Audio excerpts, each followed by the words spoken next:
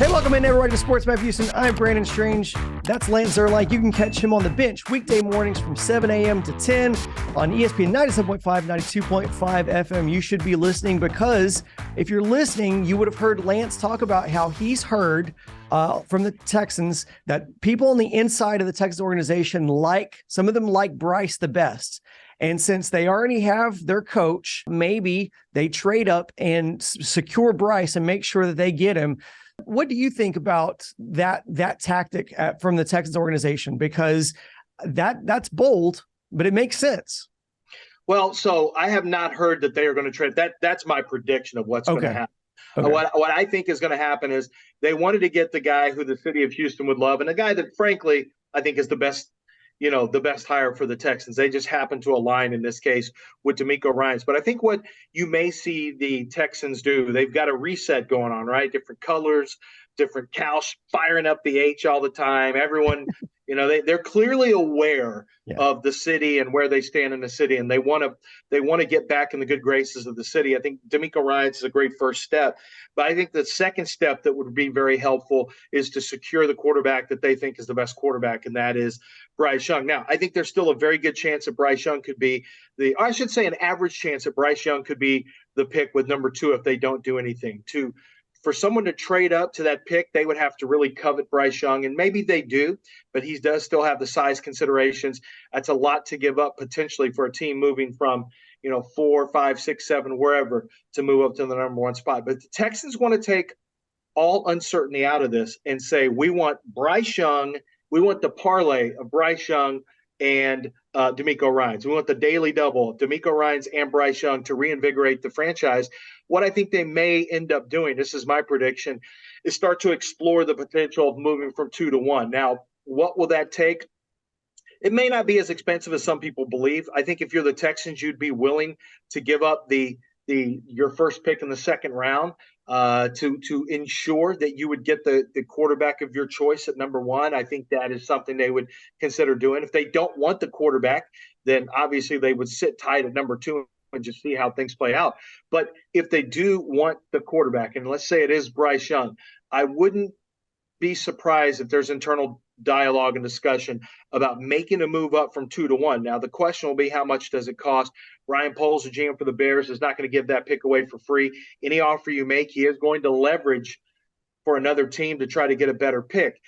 So I think it is important that even if you want Bryce Young, I think you do have to be a little bit careful that you don't get conned into giving up a lion's share just to move from 2 to 1. I just don't think that's a position that the Texans can take right now based on the entire structure of their roster right now.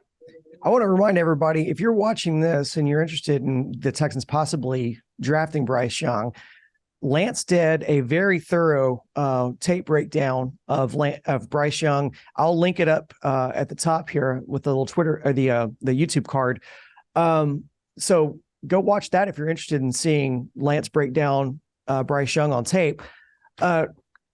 There's a lot of other draft prognosticators out there in the same line of work as yourself who really don't have a consensus first overall pick. And so that's usually indicative that everyone's kind of split on, the value of these draft picks. Do you feel like the Texans being married to a guy like Bryce Young and maybe being overly attached to the hype factor and maybe that feeling that this would rejuvenate the interest in from the fans to the club, do you think that's a little bit dangerous to be overly committed to one draft pick because of that? Oh, I think it always is. I think in any sport, you've got to have, I think you really need to be, number one, you need to be open-minded in the process. You need to take everything into account. You run through a variety of contingencies. What if we don't draft? Let's say Bryce is there and we don't draft him. We draft this quarterback. What does that look like for us as a football team? You really can't think about the fan base too much. You have to do what's best for yourself, because the same fan base that applaud you for one pick. If that pick doesn't do well, they're going to ask for you to be fired. They're going to say you blew it, you're not good, and they'll want you to be fired. They don't give you, they're not going to say, well, he did what the fans wanted, so I want him to stay longer. That's not how it works. And the same way, fans who don't like your draft pick, like a J.J. Watt on draft day, they come around if that player can really play well and that player ends up winning. So I think first and foremost, you have to be open-minded enough to consider what is best for your football team. Now, if that is quarterback, then it's dangerous not to be married to that notion. If you think this guy is special, it really depends on how you grade him. But if you fall in love with a player, then that can be used against you. Anytime you're too emotional, that can be used against you. And I think that's the concern. And when I say used against you, well, you end up bidding against yourself to try to get the first pick. And all of a sudden you're giving up way too much draft capital to do something like that. So I think, you have to balance the emotional. There's a small degree of emotion and a gigantic percentage of logical and pragmatism that has to be involved with building a roster. So yeah, to your point, I think you have to be very careful about being emotionally attached to a player. It needs to make sense from a football standpoint, first and foremost. And I think you need to do what's right for your team and not just your fan base. When they can align, that's great. But the team always comes first because ultimately you're going to be judged on wins and losses. Yeah, and especially from the fan perspective, the pragmatism just goes right out the window. They're looking to buy into something that's hype and that invokes emotion from them.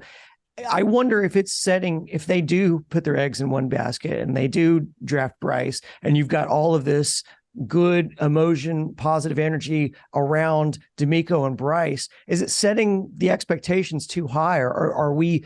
This team still needs a lot of talent. They still have a lot of holes to fill. Is that setting the Texans up for possible disaster? If I guess maybe the better question is, are they a Bryce Young away from being serviceable? Well, I think the question would be, are they a Bryce Young and a 2023 draft and free agency and off season? That because they're all the same. Like you have to, this off season is going to take place. You do have free agency. You do have other draft picks too. So, are they a Bryce Young from being serviceable? I do think they could be if last year's first round picks play well, if the team responds well to D'Amico Ryans, and if you have a good offseason this year. Yeah, I think you have to define serviceable, but 6 wins next year, I don't think that's asking too much with a Bryce Young led team. It's in terms of setting yourself up for disaster. It is what it is. You can't have it both ways. You can't have incredible excitement around an organization, which every organization wants that from a ticket sales standpoint and from a discussion around town standpoint, and then not want the attention that goes with it if your wins and losses aren't very good. I mean, you can't have one and not have the other. So will the expectations be out of whack? Yeah, I mean, it's possible. It's possible with D'Amico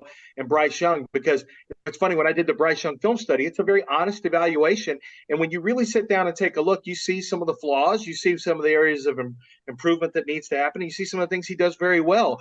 But it was interesting to talk to people who watched it, who were just expecting this, perfect quarterback. Right. That's never the case. And many people in their heads, they get it that, if you just get this guy, everything's great. But the fact is, Trevor Lawrence, who had this truly generational potential traits, he's still coming around. I mean, it's not where it needs to be yet. Yeah, he's done some good things. He also threw 4 interceptions in the same game that he helped bring them back for this unbelievable win.